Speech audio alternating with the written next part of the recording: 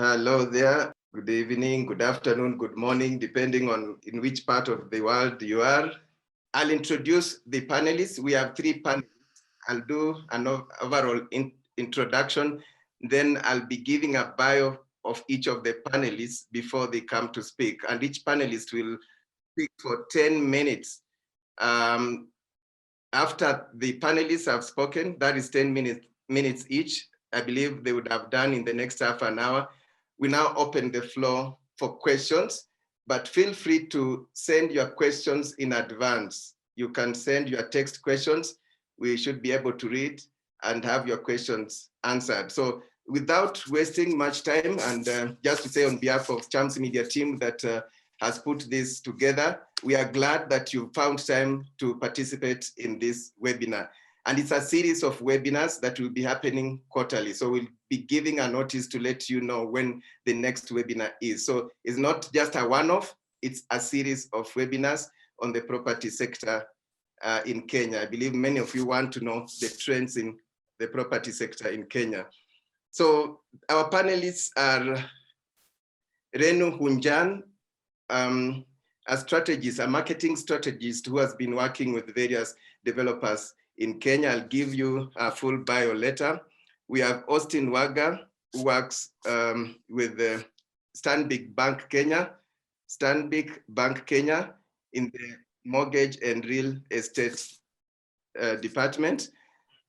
And then we have Adil Madani, who is an expert on legal issues, focusing or rather biased towards the property sector.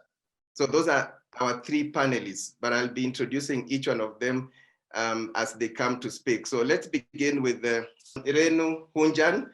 Renu Hunjan is an accredited independent non-executive director with experience in supporting boards in strategic business development and marketing across Middle East and Africa. She has worked in the real estate for over 10 years, helping investors in sustainable wealth building and guiding communities in the process of home ownership. So, Renu, you can see her there. I can see smiling. Hi, Renu.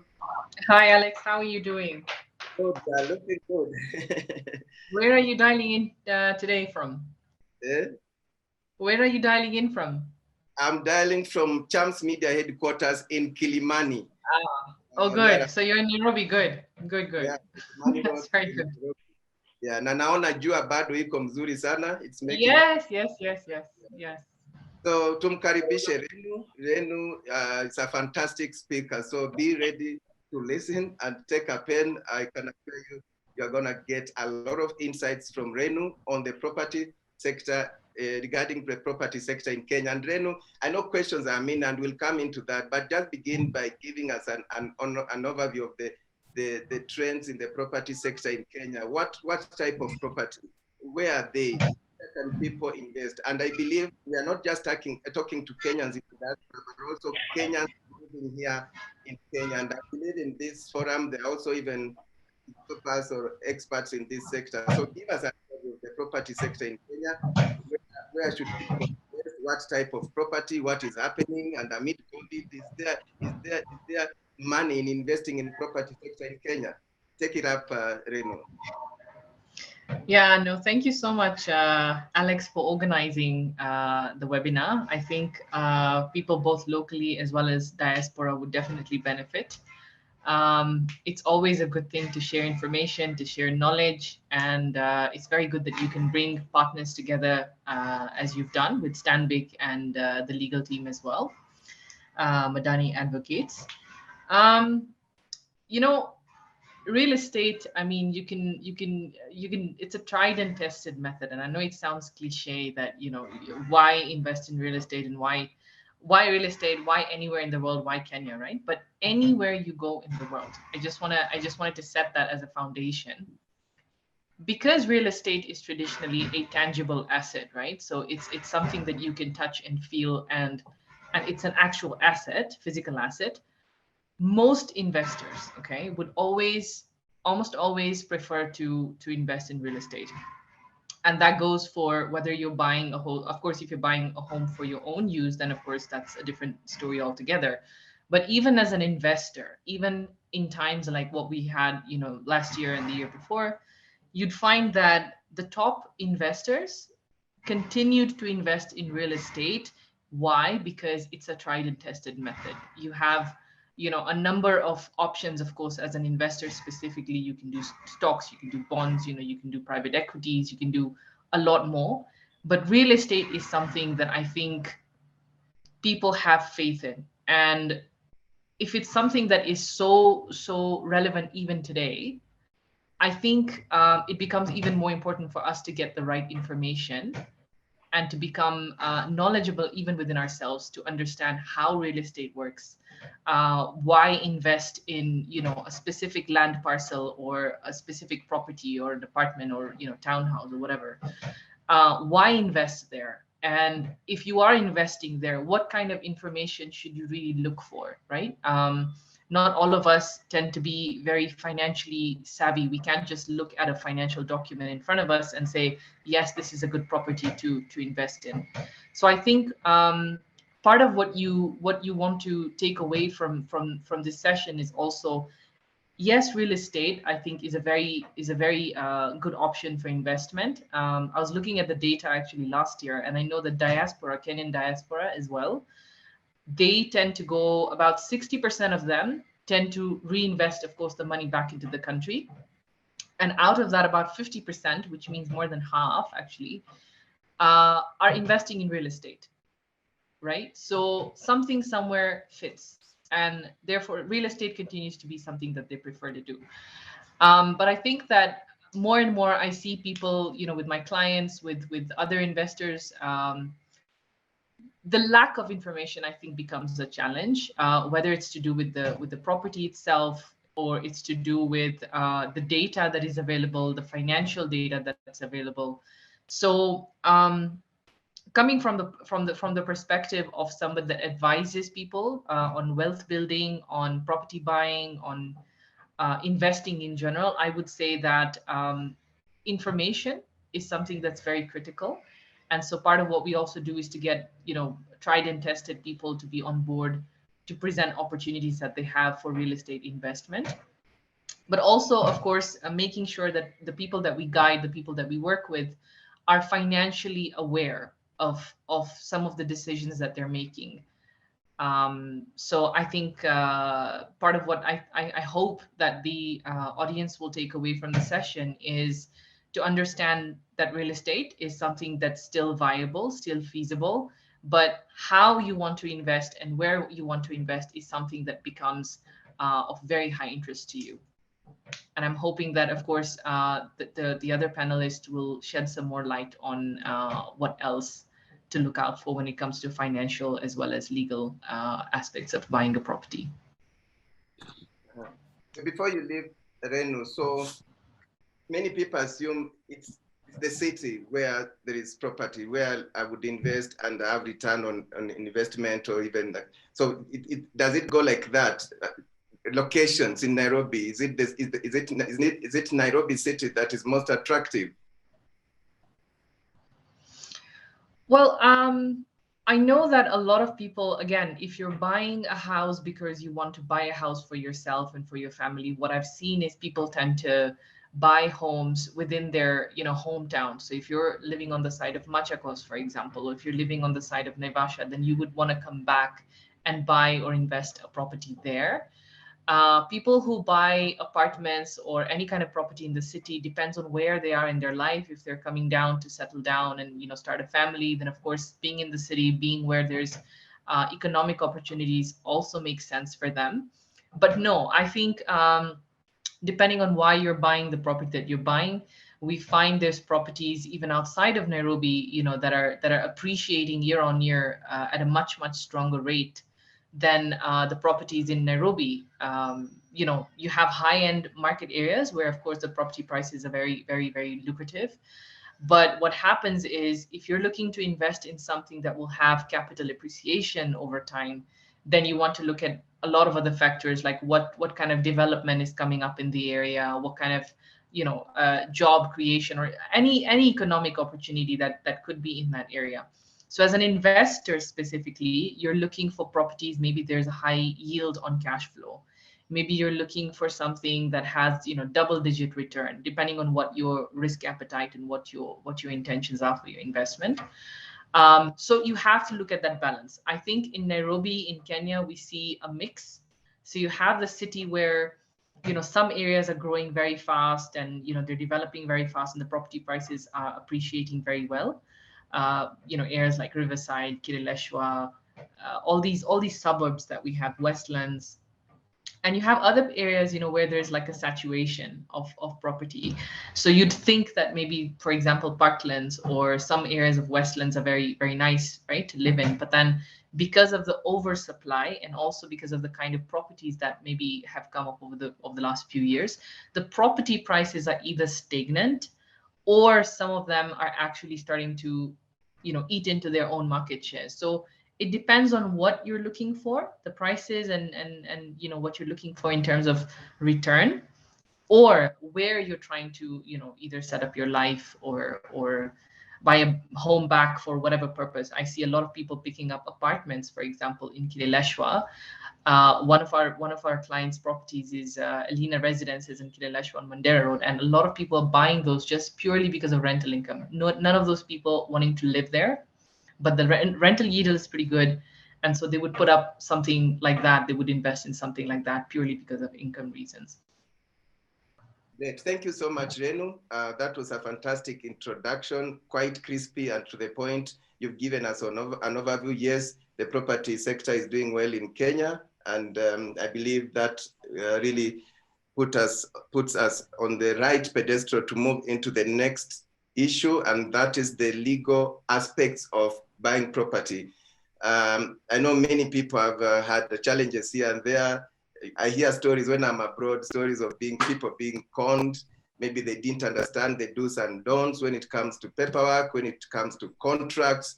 And we are not all experts. We don't understand the property sector like and many of you abroad don't probably get time to come visit, and so that you are there physically.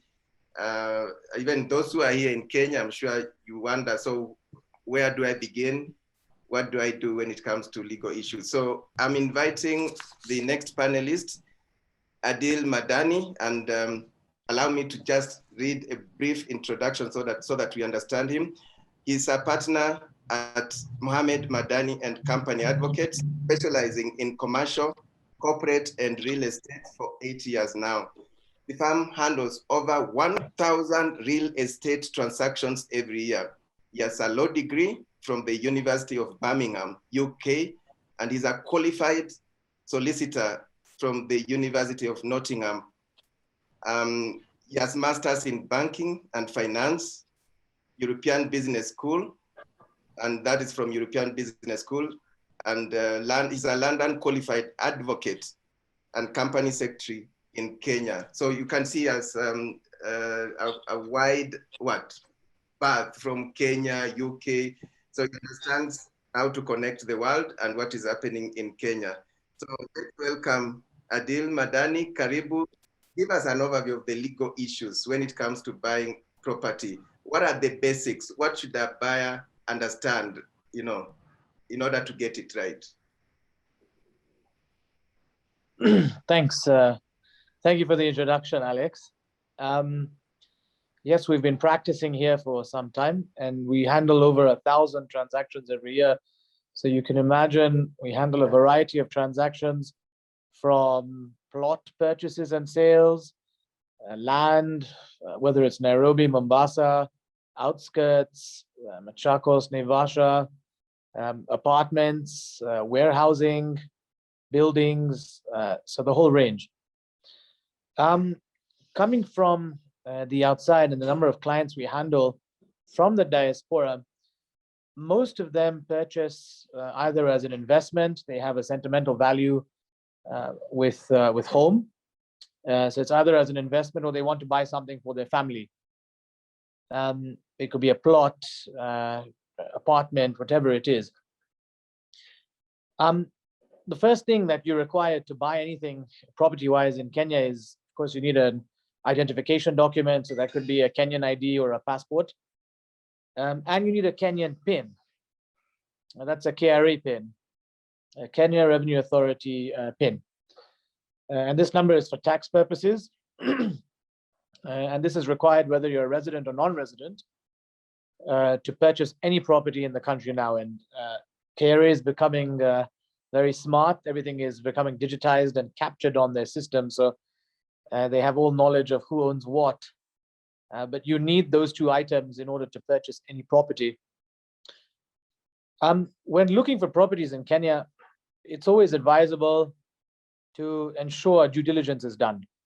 Now, I see a lot of advertising done on social media, on Instagram, on Facebook, Twitter, for apartments, for land, wherever it is. And it's always essential that we don't get trapped so easily with these kind of adverts. So a due diligence is always good. First is a due diligence over what you're buying in terms of title. It's always advisable to check that the title is authentic. It's always advisable to appoint an independent advocate to do these things for you, to check on the documentation as well. And I always recommend that, I know people are abroad, but see if you can find someone locally who is around the area, be it Nairobi or somewhere else. Whatever you are buying, whether it's land or apartments or whatever it is, it's always advisable that you get someone to actually check on the ground as to what is happening. Because you might see a beautiful plot by way of pictures or digital renders, but it's always advisable that you actually send someone there to see exact location of the property you're buying and what exactly you are buying. So of course, a lot of people would buy apartments which are off plan. And if you're buying something off plan, of course, there's a risk there in the beginning that, the construction will take a couple of years or whatever it is. So it's always essential to do a due diligence now on the developer. So I always like to check, if the developer has done any previous projects, so I could check up on those. If I'm buying any land, I always like to check that, if the land is fenced, or if there are beacons, wherever it is, or if the party has done sales like this before.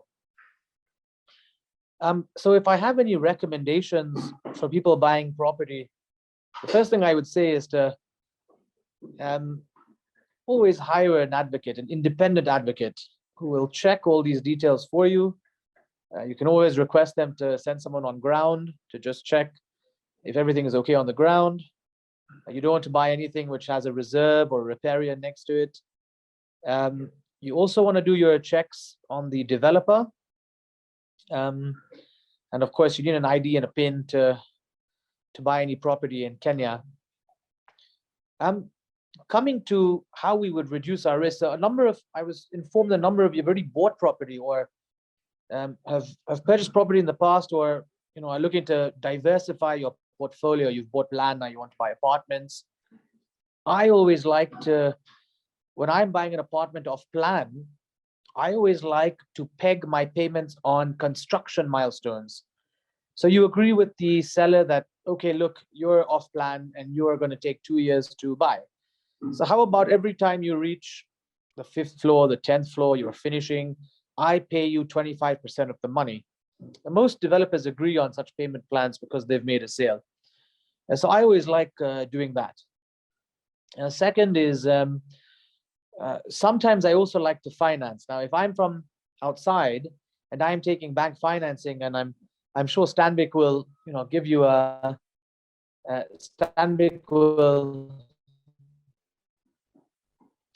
Bank will assist you with all the mortgages and whatever it is. If you're taking financing, the bank also has to do an independent due diligence as well on that property, which is a double shield for you as well. So it's never a bad thing either to take financing. Of course, there are additional costs when it comes to it, but never a bad thing. Again, it's always important to hire an independent advocate.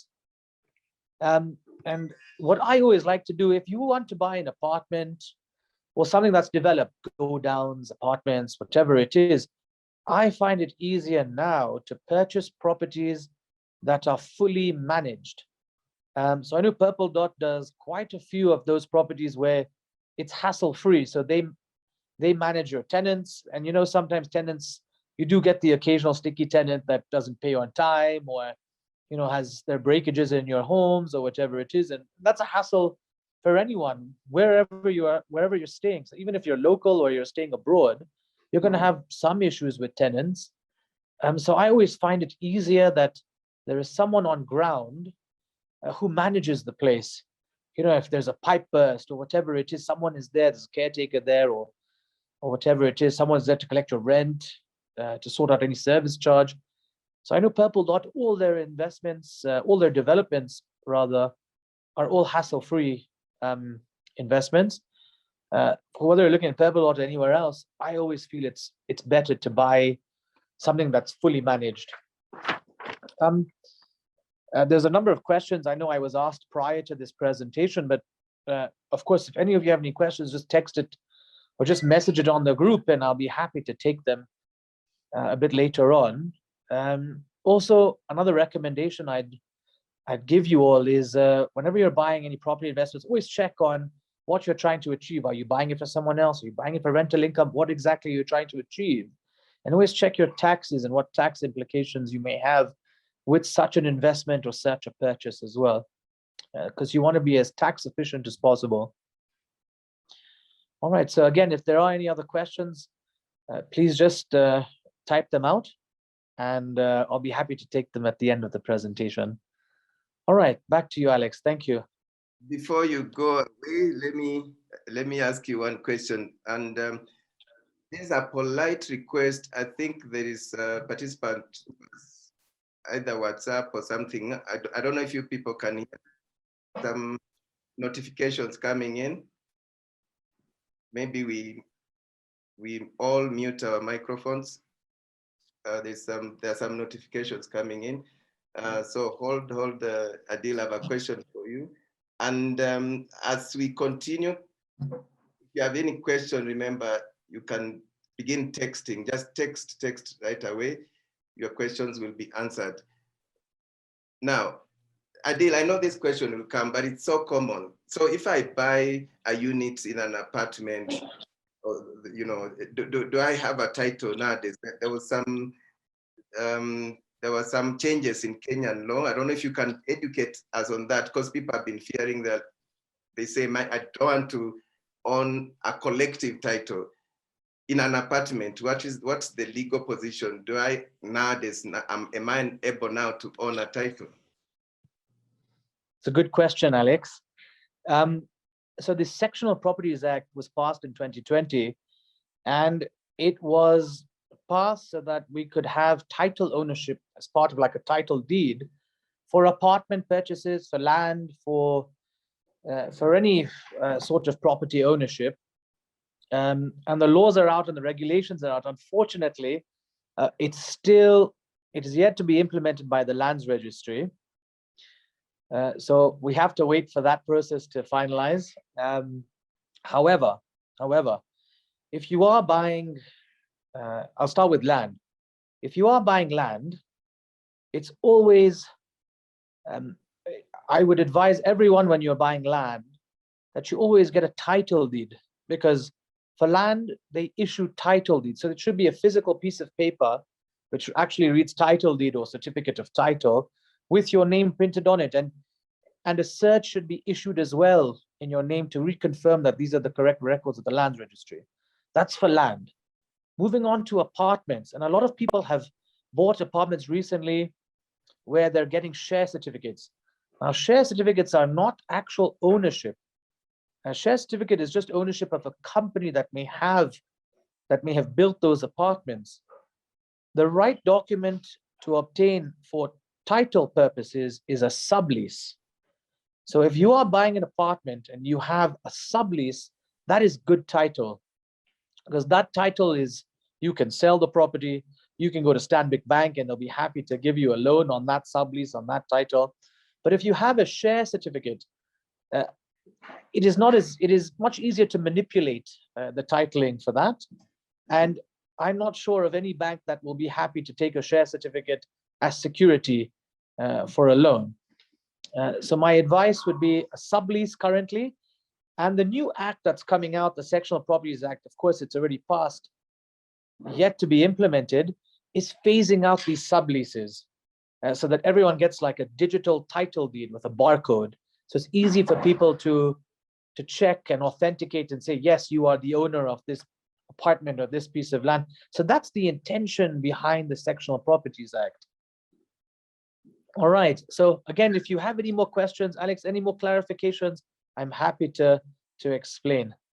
Great. Just they clarify to us, you said it's important to use a lawyer or an advocate or a legal firm, but I know many people who want to cut costs, you know, or just the process and say, we can just write on a piece of paper. Just recently, I know a family that was buying land from someone that they said, we just normally just take a piece of paper, take some notes and your IDs, and we've agreed on the amount. Is that enough? What's the importance of going to professionals, to lawyers to handle it for you? Well, of course, then the first thing they do is to do a due diligence. So they will tell you from a title perspective that, yes, this title is authentic. The person selling it is the actual person and not someone else's, is not, you know, through an agent or through a third party.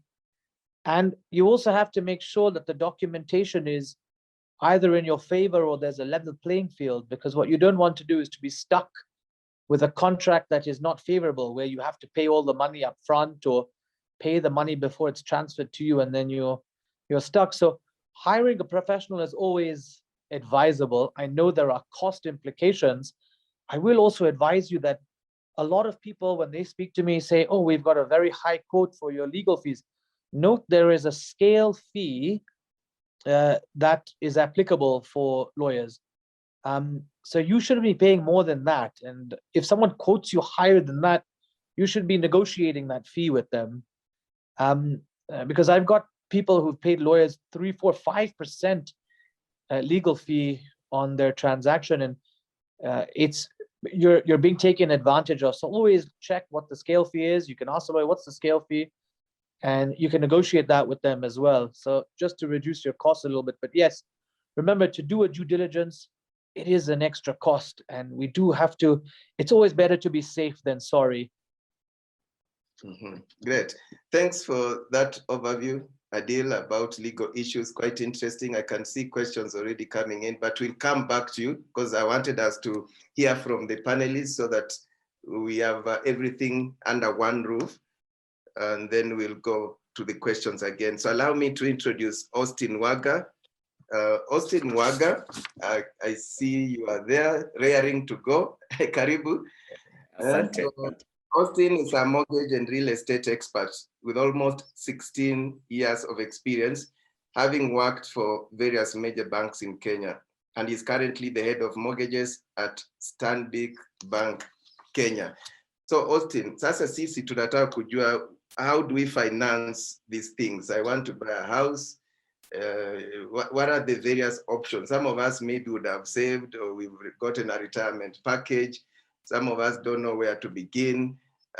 What are some of the finance options, and what are the do's and don'ts when it comes to now just managing, handling the finance aspect of now acquiring that property? Then you'll just wind up by telling us now the role of banks like your bank. Take it away, Austin.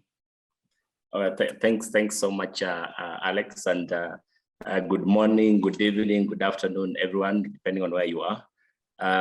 Many thanks for making time for this session. So I'm really glad to be here to be talking about the financing option. We work very closely in a very close partnership with Renu and Papodot and Alex to just make sure that we deliver this for our clients. So just before I go into the question that Alex asked me, I just want to give you a little bit of a background on Stanbic. So Stanbic is one of the top banks in Kenya, having been here for almost 110 years. We are a member of Standard Bank South Africa, with the presence is almost about 20 countries in Africa right now. We are a very key player in the mortgage market in Kenya. Currently, we are actually the second largest bank in terms of market share for mortgage providers in Kenya. So we come in with a lot of expertise and a lot of authority when we in terms of advising our customers and working with our customers through this journey. So going into the financing options, not all of us are very blessed to be able to purchase houses in cash or have some money stuck somewhere to be able to call on it anytime you're looking to buy a property. A number of us would need financial assistance, and this is where now the banks come in and to be able to support you once the investment options, you've gone through the market and looked at what properties are available and you've been able to make a choice. And Adil from the legal side have advised you on all the legal implications, and you're happy to take the journey of purchasing that home. First of all, you need to find out whether you qualify for that facility, and qualifying for that facility would require you to look at your income. We do look at salary, we look at business income, we look at rental income, depending on, so long as that income that you actually have is sustainable, we would be able to pre-qualify you for our facility. Once you know how much then you can qualify for, you need to be able to know how much deposit you're able to raise. Because if you are able to, if you're buying a property, say of 10 million Kenya shillings, and you can only qualify for 9 million, that means you'll need to raise an additional 1 million, depending on, regardless of the minimum requirements from your seller. So it's always good to know how much you qualify for before you actually embark on a mortgage process.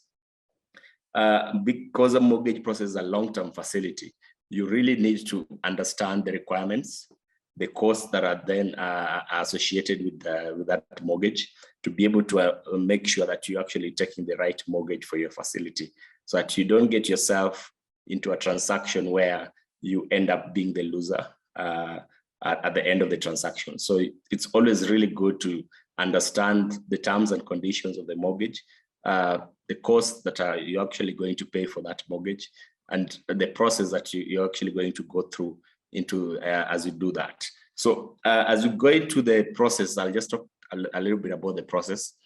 Once you identify a property and you've been able to assess your affordability, how much you're able to afford, the first thing that you need to look at is the bank requirements. So for diaspora clients as Stanbic, we are very flexible in terms of whatever is we're able to offer you. So whichever part of the world you are in, we're able to finance you to purchase a property in Kenya. And we are one of the few banks that actually give you financing in all the major currencies. That is either in Kenya shillings, British pounds, euros, or US dollars. So that means if you are actually in Europe and you want to purchase a property in Kenya, you don't have to go through the rigorous exchange rate risks to be able to get that property. We can be able to finance you in the currency that you earn to be able to get that. The other thing we do is work with you through the whole process to make sure that at any one point we're able to advise you accordingly in terms of making sure that that is done. With Stanbic is one of the few, actually is the only bank currently where you can actually initiate your transaction from wherever you're in the world. That means you can open an account with us from the US, from Australia, from Europe, and be able to start transacting as we facilitate your mortgage process. We will link you together with all the relevant professionals, the valuers, the lawyers, to make sure that all the necessary due diligence is actually done on your property. So that at the end of the day, once you purchase your property, you're purchasing a good property that is not going to give you any issues in the future. Alex, I don't know whether I can pause there if there are any further questions you want to. Yeah, very good insights there, but just take us through When you're in diaspora and then someone else is in Kenya, is it the same or there are different requirements when it comes to financing or assisting those who would want to work with a bank? Are the requirements the same? Well, thanks, Alex. The requirements are largely the same because one thing the main thing we'll need from you is your income status. So we'll need to know what you do. Are you employed? Are you do you have some income back in Kenya? Because for most of the diaspora clients, what we look at mostly is employment income, because that's what we're actually able to verify. Most of the self-employment there, because a lot of the rules and regulations in those countries, we might not be able to understand. We might not be able to look at them. But if you have a sustainable income that we're able to verify, that's the first thing we'll be able to look at. We'll be looking at your residency status. Sadly, because a mortgage is a long-term facility, and we're looking at giving you a mortgage for, say, 20 years, we'll be looking at somebody who at least is legally staying wherever they are. So that means we'll need to have your legal status in that country, either work permit, residency permit, or whatever it is that you have that allows you to stay and work in that country. Because once you do that, it will actually allow us to be able to finance you a lot better if your legal status is actually verified. The other matters that we have actually, bank statements from that country, will be able to look at how you're banking there. But then the rest will be able to do the due diligence in Kenya, because you'll need to have a property. So we'll do the due diligence together with the lawyers here, and the valuers will be able to get your Kenyan documents. So you must have a KRA PIN. As Adil had said, there's a tax component when you're purchasing a property. So you must have a KRA PIN, and you at least you must have some Kenyan identification documents for you to be able to facilitate that. Wow, thank you, Austin. And while you are still there, I can see a question, and this is for you. And it's from all the way from Gaborone in Botswana, from a friend of mine called Tom Atonga. And Tom Atonga is an influential guy there because he's the chairman of the Association of Kenyans Living in Botswana. And when he saw a post, he called me and said, Alex, this one is a must attend. I'm going to attend. And I hope you shared the link to all your members, Tom. If not, you'll share the link to this webinar to your members. So Tom has greeted every one of you. I hope you've acknowledged his greetings. And then he goes ahead to say, I tried to open a bank account with the Stanbic and sent them scanned documents, and they said they want physical documents. He's asking for what? Okay, so hi Tom, and many thanks for joining us. Back in the day, we used to, most of the banks, Stanbic included, used to insist that for you to open an account, if you're in the diaspora, you have to send original documents to the bank for you to be able to do that. An innovation that we did last year made sure that we are now past that. And right now, Tom, we'll only be able to send you a link, and you can be able to open the account wherever you are, just following the steps on your phone from wherever you are. So that challenge has now been killed. And actually, right now, I tell you, Stanbic is the only bank that would be able to do that. So you can do that in Botswana, you can do that in the US, you can do that in Europe, wherever you are. You just need a link to be able to get the process, and it's self-explanatory, self-service. Yeah. As the moderator, ladies and gentlemen, allow me to just give a chance to Tom. I know I'd insisted we'd only take text questions, but Tom, if you can come, you can turn your mic on. Just tell us about, Botswana and Kenyans living there. You've been telling me they really would want to understand Kenya's real estate and the property sector. What is the one thing that your members are always yearning to know or to understand? Very briefly, Tom, can you hear me? Thank you, Alex. Thank you, Alex, and the presenter from Stanbic. Is he called Waga? Yes, it's called Waga. hosting Yes, work. yes, we really do appreciate this kind of a presentation. In fact, many Kenyans who live here, always we think of investing back home, and we want to work with a bank that understands our situation when you work abroad. Sometimes also people get the impression that when you work abroad, you've got a lot of money. People really squeeze to, to invest back home. So when you want to invest back home, you want to be sure that you're dealing with a partner who understands your situation. And I really think Stanbic is a good partner to work with, highly rated. Even the Stanbic Bank in Botswana is one of the best. As I said, Alex, I tried to open a bank account here. I was referred from Stanbic in Botswana, and they asked me to send certain documents. I sent everything. And then the mail I got was, no, now we need those things physically. I was like, come on. Nowadays, nobody needs any physical document. You can print what I've sent you. It will be the same document that I can bring there. So I'm very happy what you are saying, Mr. Waga, that you have introduced a system where this can be done online. We would really appreciate if you can appoint with my team here, you also make a presentation to them. I know right now what we are working on is how to go to Pretoria to register there as voters. Everybody, it's a lot of logistical nightmare how we're going to move from here to Pretoria. But after all this voter registration thing, you can set up a meeting with the Kenyans here and also present to them, because we know that Stanbic is a reputable bank. Alex is a good friend of mine, somebody who I know cannot, give us a bad reference. So we would really, really want you to also assist Kenyans who are here to open accounts and begin to save in those accounts and also access some of the facilities. I can tell you, Waga, that moving forward, you are going to really benefit from this, because Botswana, for instance, is making it very difficult for foreigners to own property here. They have included a VAT of 30% if you are a non-local. For example, if you're buying property here worth 1 million, if you are a foreigner, then you are going to pay 1.3.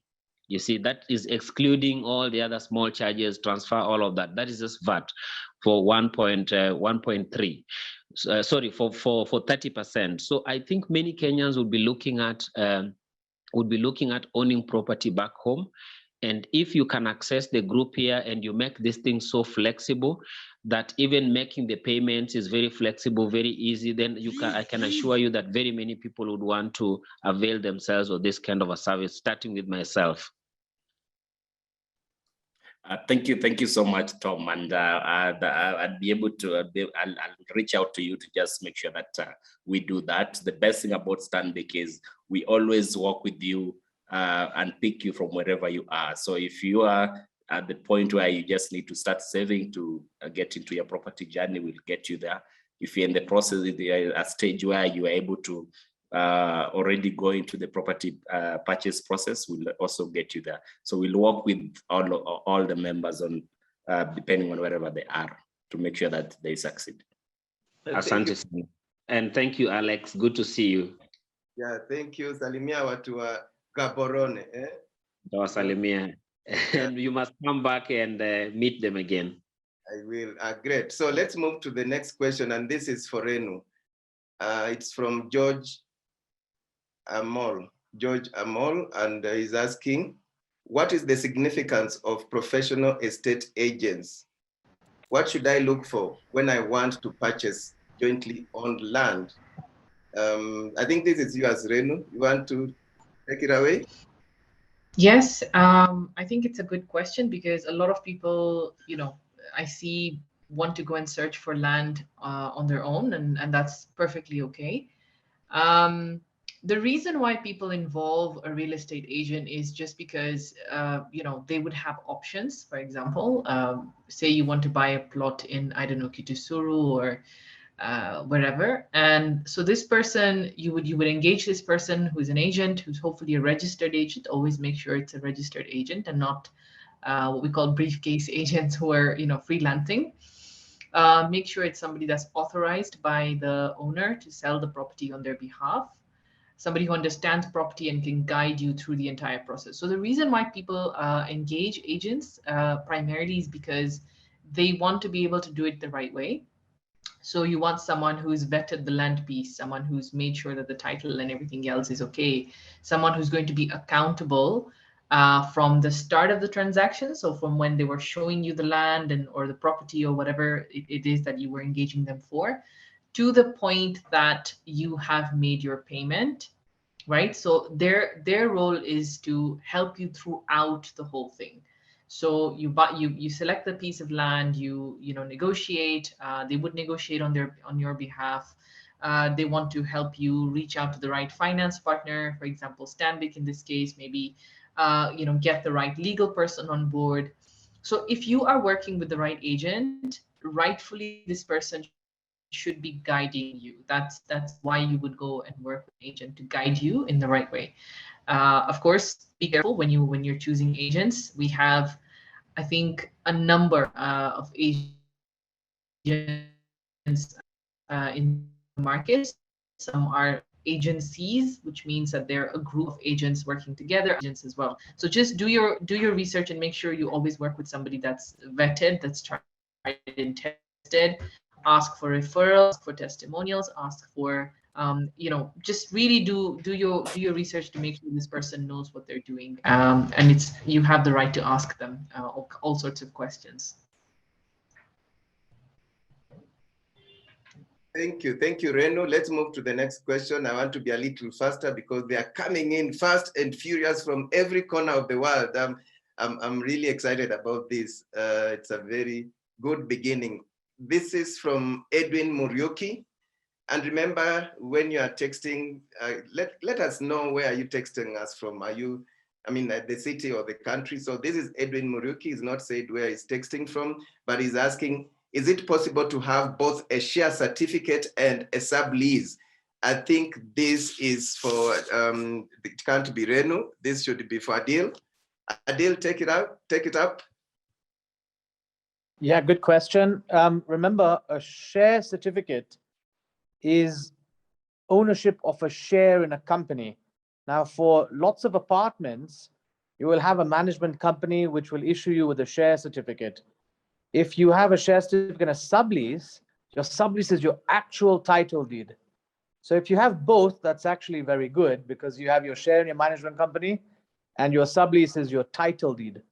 But if you don't have a share certificate, but you have a sublease, you're safer as leases the title. And the share certificate is ownership in usually a management company. So if you have both, I'm assuming that's how it is, and that's always a good thing. Great. And again, ladies and gentlemen, allow me to go outside my rule again to introduce Lily Richards. Lily Richards is in the US. She's sometimes in New York, New Jersey. I don't know where she is now. She'll tell us. Why am I introducing Lily Richards? Because she's the president of one of the largest, and I think it is the largest women association of Kenyan women in the diaspora. It is known as Kwitu, and I think they have over 12,000 members, and those members really invest back home. You've heard about remittances increasing. Those are the people sending money back home. And that group, I think, is quite interested in understanding the property sector in Kenya. Lily, I'm giving you this chance because you are representing quite a huge group, and it's a women group. And the property is quite key to this kind of a group. What is it that your members would want to know?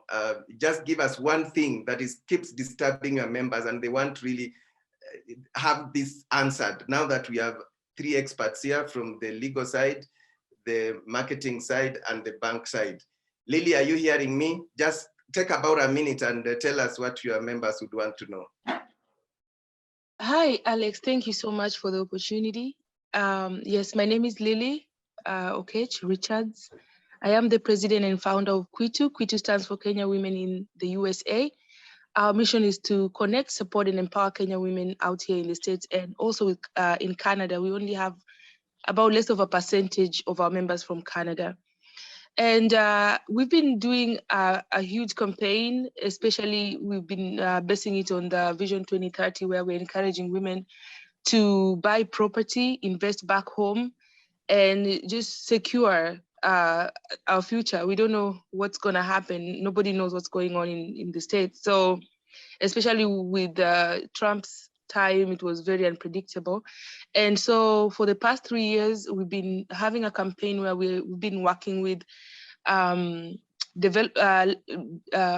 real estate companies to buy land. And we did that very consistently in Nanyuki, Malindi, Konza, Emali, many places, even Namanga and in Nairobi. And right now we're also investing a lot in buying homes. We are building apartments, we are building homes. And the biggest challenge we are having right now is being able to navigate the funding in Kenya. Many banks, we are not able to get funding in Kenya for a couple of reasons. One, the interest rates are so high. And number two, there's the issue of residence. Many of us are very, we don't like to be treated as people who live in foreign countries. We want to be treated as Kenyans because we have the IDs, we have the PIN numbers, we have the addresses, and we want to use that. So we've noticed that even opening some bank accounts, they insist on us using our foreign addresses, our foreign phone numbers, information, and we get to a point where now we have to disclose a lot to the IRS, and sometimes we just want to invest back home as Kenyans because many of us have the dual citizenship, or we're just Kenyans and living out here to work. And we don't want to be double taxed, or we don't like the IRS, period. So I don't know if I'm making any sense. And I know banks are obligated to disclose all this, whatever, but it scares the hell out of us. So we try to avoid, and that has become a challenge. And it could be because we're ignorant about something, and we are hoping we could get to a place where we get the advice and the assurance from the banks that, okay, listen, we're going to work with you. We're going to give you the same treatment we give to Kenyans here in Kenya. And this is what we're going to do for you because we're buying land in Kenya. We're building homes in Kenya and we are Kenyans. And so those are the reasons why we've not been able to access funding. And no bank, actually right now, the only person that has come closest to working with us is Stima Sacco. And we're still in talks with them, and we think we're going to work with them. So we haven't had an opportunity for a bank to just tell us, okay, even though we are working with Stanbic on the affordable homes, they're giving us a good rate, and we are really happy about that, but only for the affordable homes, for the project with the government. Wow. That's it. Yeah, Lily, where are you speaking from? Is it New Jersey? Yeah, I reside in New Jersey, but I'm always in New York. So you're right, it's confusing. Great. Austin, you've heard there first, she's congratulated you. Second, ladies and gentlemen, when Lily speaks, she's speaking for at least 12,000 women, and she's raised the... I'm speaking for 14,000 women. Oh, my apologies. When we met you at 12, you've done very well. You are now at 14,000. Yes. Asante sana, and congratulations, really. So, Austin, interest rates, she's raised concerns about that. They want to be treated the same way you treat Kenyans living back home. And I think she's raised the issue of, I think that's very strong in these developed countries, data, just sharing data. The data policy in America is so strong. You want to address those issues, Austin, briefly? Sure, Alex. And thanks so much, Lily. I think I managed to meet Lily when she was last year. Yes. She's a very energetic player. I understand how you've been able to deliver to 2,000 more members. So in terms of pricing, I'll speak from a Stanbic perspective. I know on the affordable housing piece, which we are a part of, we are very actively involved in the affordable housing program because we are actually members of KMRC, and we actually one of the key partners that the government is working with on affordable housing delivery. For that, because it's subsidized through the Kenya Mortgage Refinance Company, the interest rates are pretty low. They're actually a single digit. But if you're purchasing the affordable housing units as defined by the government. In terms of the other mortgage offerings that we have, the good thing about us is that we have a flexibility of financing you not only in Kenya shillings, but you can also take it in US dollars, in euros, and in GBP. And that helps you to be able to manage your interest rates in a way, and also manage your exchange rate risk. Because generally the interest rates for foreign currency loans and mortgages are always way lower than the Kenya shillings ones. Sometimes we might not be able to match the kind of rates that you get in those countries where sometimes there are countries that give almost 3-4% rates. We might not be able to afford that in Kenya, but we'll be able to talk to you and be able to agree on something that actually works for both of us. In terms of data, I know it's a big issue, especially in the US. But one thing I'd want to assure you, Lily, as Stanbic, we are not in the business of sharing data with any other parties. Actually, if you come in, one of our very key things that we do in our terms and conditions is define how then your data is being used. And Kenya is now coming up with very strict data regulations.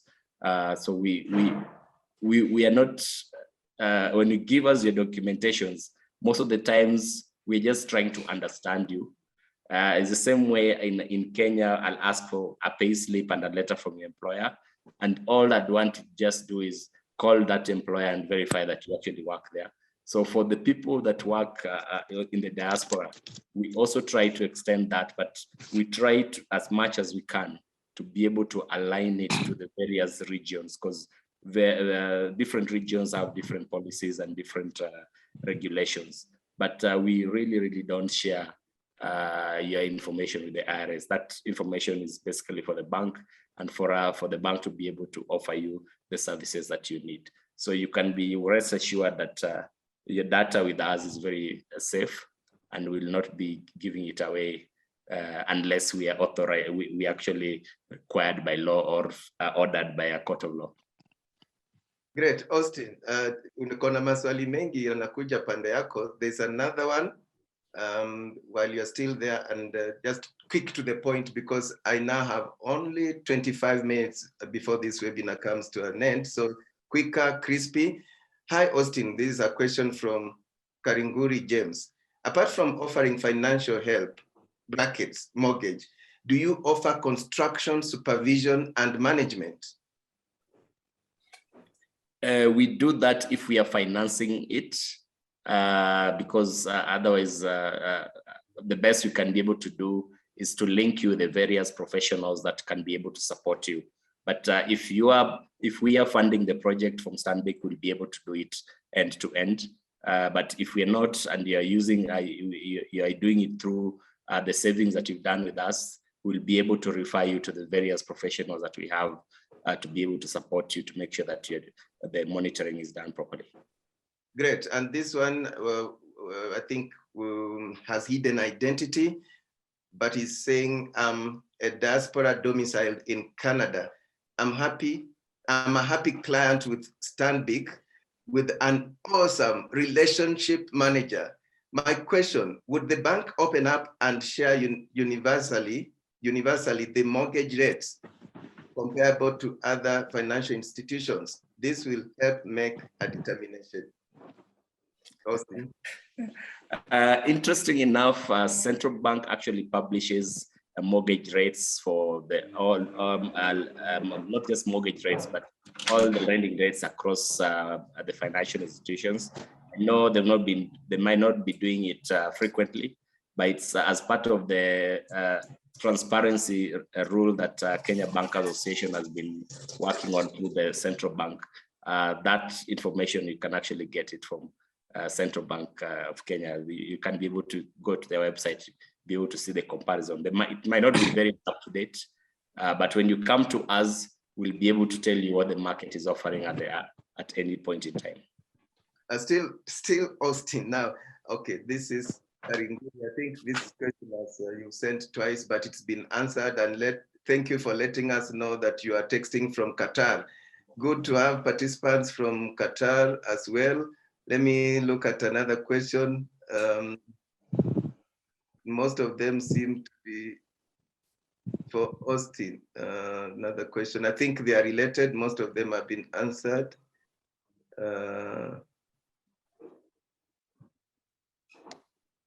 Should you buy land under your name or under your company's name for tax efficiency? Now, I hope Adil, you'll understand this question. This is for you from Victor Kairu.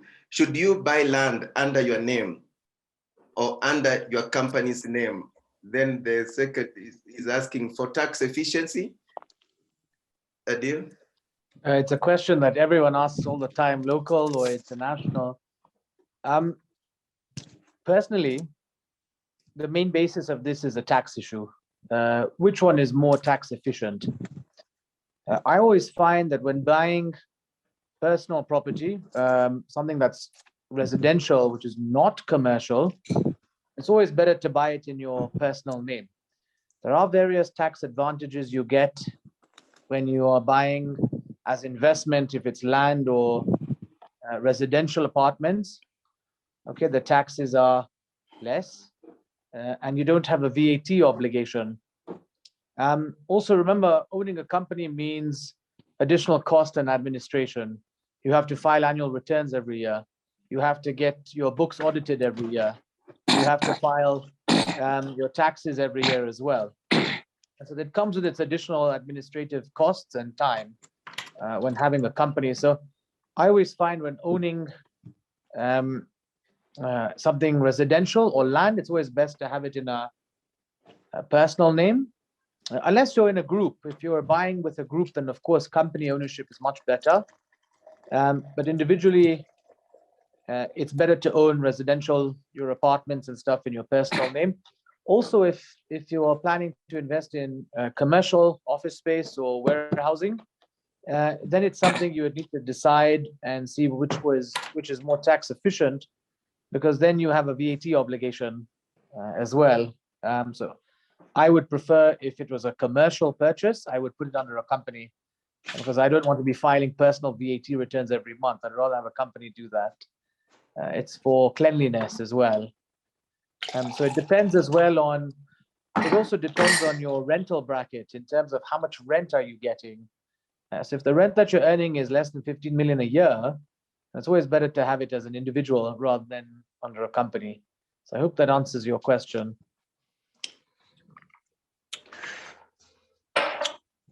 Great. Let me give them a chance again. You must have dealt with of course, the local Kenyans or Kenyans.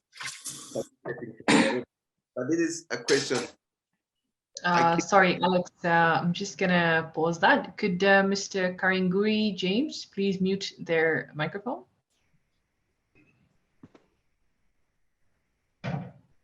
Oh, James. Thank you. Oh yeah, I was wondering where it was coming from. Sorry for that. Renu, back to you.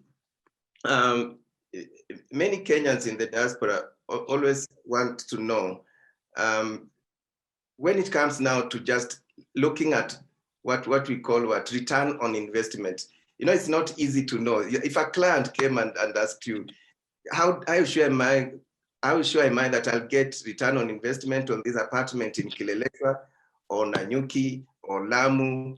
How? Right. So there's a couple of things. What we're calling return on investment are two things, right? So there could be the return on invested capital, which is just the money that you put in and then the net income that you would get. But I think a lot of investors, or at least experienced investors, look for what they call cash on cash return, which means if you have cash flow coming from a particular property, then you want to know what is the cash on cash. So whatever money you put in, what is the net that you get after everything, you know, is taxed and everything else is taken away. What is a good thing to look for is something that is sustainable. So it's not just about looking for something that's high yield. You know, somebody could promise you 13, 14, 17%, but that it may not be the net one. But also it may not be sustainable. So you'll find that the first year, maybe you got something like 17, 18%, you know, second year it could be something lower because of how you bought the property. And a lot of times return on investment, I think people who are investing in commercial properties are very keen on numbers like that, because they want to understand what, for example, do they get out even after they borrow. So a lot of times people who are investing in commercial properties will tend to borrow. So we have what we call the debt's impact on yield. What we try to advise our clients is to make sure that whatever property you're investing in, if you are borrowing and there is an impact of the debt, then you want to know how to structure your loan. As investors, we call it leveraging. So there is a way that you can structure your loan such that if you're buying a property off plan, you would be able to start making money off of the borrowed amount in a certain number of years. Of course, you have to keep in mind a lot of things in terms of, you know, what that demand or supply of that property looks like. So as an investor overall, if you're just looking at return on investment simply being, you know, the ratio of the income to whatever you spent, whether it's net or gross, then that's very straightforward. But if you're looking to invest in something where you can get long-term return and you're looking for something where you can, you know, make money in such a way that you can retire and not have to work and you become financially independent, then it's a little more structured and it goes a little more into investment analysis. I hope that answers the question, though, in general. Yeah. I think you've made it quite clear. I think it's clear. Allow me to again go back to Austin, and this question is from Harry Saab. Harry is asking, how would you rate general mortgage pricing in Kenya as compared to the rest of Africa / the world? In the long run, is it value for money to the person taking the mortgage facility? Austin. I think so. So compared to most of the African countries, Kenya actually is doing pretty well in terms of where our market is in terms of our interest rates and the pricing and even our properties pricing. The only countries that we've had in Africa that have gone through some challenges is South Africa, and that was ideally a structural problem which the country now is getting out of. But if you look at Kenya, our demand and supply, because the main thing that actually messes up mortgage prices and property prices, and Ren would correct me if I'm wrong here, is the demand and supply. So if you look at Kenya, the level of demand that we still have is way, way, way higher than the supply that we're able to offer. If you look at the government statistics, the country, I think, only manages to produce about 50,000 units of housing every year. The country, we actually need close to more than 250,000 units every year. Even if you look at the current affordable housing program that we are running, the supply is a challenge. So because demand will always be there, pricing in the short run to medium term, I don't think will be a problem unless in specific pockets of say Nairobi or Mombasa, where we see a little bit of congestion and too much of our supply. But if you look at the country in general, we still have a supply issue. And when we have a supply issue and the demand is too high, the country prices will continue being a little stable. In terms of the West, it's a little different. In the US, they had a little bit of a challenge during the financial crisis. because of course the level of demand and supply has almost equaled out. And that you realize the mortgage prices, they are very, very, very low. And that means everyone else is able to buy a property, and the supply is also there. But we are very far from getting to that position yet. Okay, let me ask Dil a question. You've heard of course, it will be smooth, you buy a property, then legal challenges come, either party maybe has violated the contract. As a client, as a buyer, just advice when it comes to now handling crisis, advice, where do you begin and what do you do? I'm sure maybe you begin by saying, you have a lawyer, but just to understand what are the likely risks, what is likely to happen, and not everything would be smooth, but I've bought property. Is it likely to be smooth? What is likely to happen that could bring crises or litigations, and how does a client handle? Very good question. First of all, your contract, should be somewhat in your favor, but of course, none of us know what the future will hold. So this usually happens a lot with off-plan developments. You buy off-plan, and there are glitches, hitches with the construction. There are delays in the construction, whatever it is. So I always advise that we always protect ourselves when there are delays, when there are stoppages in the construction. That's one.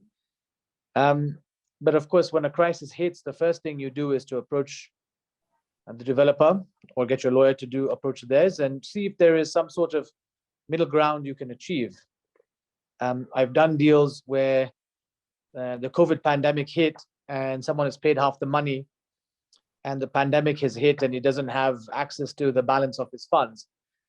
And the seller has to pay off the bank, and they're both stuck because the seller can't pay back the money. And so I've had issues and crises like that. But a good start would be to avoid litigation. By all means, use litigation as a last resort. And I'm an advocate telling you this, but litigation is a last resort. It is a tough process, it's an expensive process, and it's an inefficient process as well. So I would advise you that you approach the developer directly and see if you can reach a middle ground. Say, what about getting my money back? Or if that's not an issue, how about I pay you in different installments? Because I know when there's some crisis that you can't do anything about. For example, if there's a problem with the title or for whatever it is, and then litigation is the only option. So of course, prevention always better, but there's some things you can't avoid, and we have to deal with them as and when they come. I've never seen a very straightforward transaction. There's always an issue somewhere, which is always a good thing. You always get these things out of the way, and it's always good to agree with everyone from the onset. If there are a lot of what ifs when you are agreeing a contract with a seller, a lot of what ifs will come. It's always good to always cover those what if this happens or what if that happens. And the pandemic has actually shown us a lot of this, because a lot of our transactions had a lot of gray areas that we were not too sure about because of the pandemic. But now we're thinking of everything now, all the what ifs. So even if you're buying something and you have a question, oh, what if this happens? Cover that in your contract prior. Great, yeah. I have about 9 minutes to go. Of course, finally, I'll give the panelists a last chance to just say a winding remark in a minute or so. But I've not had a question from participants from Kenya or any participant from Kenya. I'm giving this to a participant from Kenya. Turn on your mic and ask your question, because most of the questions have come from abroad. Any participants in Kenya currently would want to ask a question?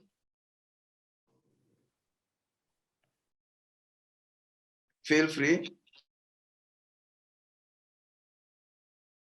Okay, there seem to be none. Yes, Alex. Okay, Introduce yourself and tell us where you are speaking from. Yeah, this is James. This question goes to Renu. Yes, go ahead. Yeah, I just want to ask in terms of buying or construction, which is the best option, building or buying? And if you have to build, which is the best option actually to use when building? Thank you, James. Thank you. Yeah, I think well, he's referring to obviously building for your personal use, home for personal use. It could go both ways. I see people, having a specific idea in mind and going ahead with whatever they have in mind. But I would always recommend that if you do decide to go with the route of building your own house, again, right from the land, make sure everything is in order, make sure everything is legit, everything is checked out. But there's a whole other aspect of also managing the construction, right? So you have to get on consultants. There's a whole body of building consultants that need to come on board. Experts like quantity surveyors who can tell you how much material to use, what to use. You'll have to get an architect who oversees the whole team. You probably have to get somebody that can help you with county approvals and things like that. And of course, the contractors, right? So your plumbing, your mechanical and engineering guy. So you have to have a whole team of consultants, right? If you want to build on your own. So a lot of times people hesitate to build on their own. Of course, if you have the capability, you have the time, you have the team in place, then I would say that's a very good option to go for. But the reason why people buy something ready is because, one, they want something that they don't have to oversee or whatever. So what they tend to do is they'll make sure that the developer, like Adil said earlier, is checking out. They have done quality work, so it's somebody that you trust and can depend on. So if you've seen the quality of the work and you've seen their workmanship and you've seen the kind of projects that they deliver and that works for you, then invest with that developer. So again, the reason why people would go and buy something ready is because they don't have the time, the resources to go and do all of that work, put this whole team together and then oversee. And then, somebody's a contractor coming in and tells you, I want 10 bags of cement and they use 25. And then you're arguing about why the costs went up. And, then you need probably some idea of managing the project as well. So again, time, money, resource is why people tend to just go in, get something ready. Some people will buy something off plan. If they trust the developer, definitely go for something off plan. Long term, it will be a lot more inexpensive. And even if you do have to buy something ready, just make sure that it fits, fits the bill. You make sure that the developer is doing the right thing. It is your responsibility also to make sure that if you've bought a property that's not your own construction, then the legal team comes in and does the vetting for you. If you're getting a mortgage or a finance, then they would also do a second level of vetting for you. If you have an agent that you trust, and that person also adds like a layer of verification for you. But also yourself, make sure that you do the due diligence, you stay on top of things, make sure you go and check on the progress of the apartment or house or townhouse or villa, whatever it is. Go and check. If they say that they're gonna, schedule of finishes, they tell you we're gonna use this kind of laminate wood finish for the tiling, make sure that that is what they do. And of course, you can always rely on friends or family that are experienced with this kind of thing. Make sure you get their advice on the property as well. Great, thank you, Renu. I can see we have 4 minutes, and I'm happy Joe from Boston, you are able to join in. We have participation from quite across the world. I've seen someone from Australia, I know, and there's another one who was trying to come in but says he couldn't open the link. So that is quite impressive. So Renu, while you are still on stage, give us your parting shot in 1 minute, but if you can do 30 seconds, ewala, Renu. Yeah, good. No, I just wanted to say thank you, Alex, for putting the whole thing together. And of course, Stanbic, the finance partner. What we will do is I will try and put together some kind of information kit from my end when it comes to investing in property and opportunities that we can offer from some of our clients. I will try and put all of this together and share it with the people that have attended. And I know that there will be a replay available. So at any point, if you also want to reach out to us after the webinar, please feel free to get our details from the Chams Media team, and we will be very, very happy to help. Yeah, I think we've shared our email address there, info@chamsmedia.com. Let me give Adil a chance to give us his parting shot. Adil.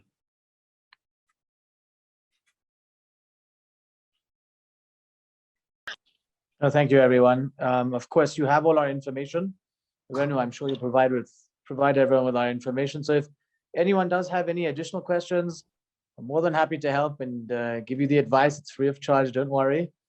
And yes, we'll take it from there. And of course, great session, guys. And thank you for setting this up.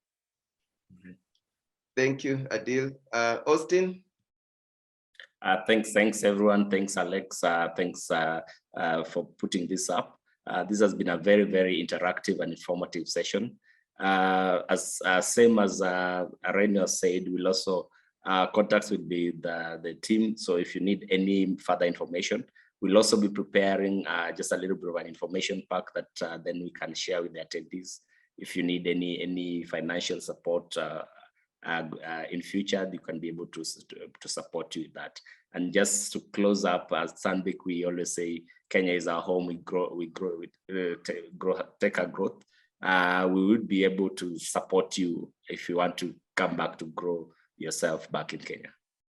Wow, wow, wow. What a discussion. Quite informative. I can see people are giving their parting shots. You know, who is it?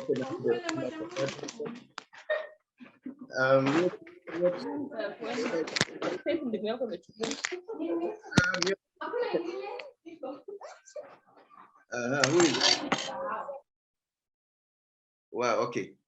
Good. I was saying I'm receiving parting shots from some of the participants. Thank you for your messages there. It's been a wonderful discussion. And remember, this is just the beginning. We'll have a series of this, and we will be letting you know when the next one will be happening, or rather we'll send you information on the next webinar. As Renu said, we'll put up an information kit and send to all of you. I believe you sent us your contacts, I think email addresses, so we'll be able to get you. And this has been a partnership, Chams Media team. I'm saying on behalf of the Chams Media team, thank you for participating. It's a big team. I can't name all of them, but we have our IT team, production team. It's been amazing. So I'll only speak on their behalf. And our partners, Stanbic, thank you so much. And Renu, a strategist in marketing, quite experienced in the property sector. Thank you so much, Renu. Adil, thank you for your legal mind. All those three panelists have been key partners in this webinar. It's gone on very well. And remember, if you have any question, anything, I'm sure you'll know how to get Renu. If you have any legal issue and address, I'm sure you'll know how to get Adil. And if you have any information about financing, you can get Austin. It's a small world, and the whole world has gathered today to participate in this webinar. Wow. Sisemi kitu kingine yoyote ila to thank God for this, and as the moderator to say you've made my work very easy, and have a good evening wherever you are. See you next time. Let's wave at each other. Bye-bye. It's 31 minutes past 6 here in Kenya, so I've only overshot by 1 minute. We've done well, very well, and have a good evening or good morning or good afternoon wherever you are. Bye-bye for now.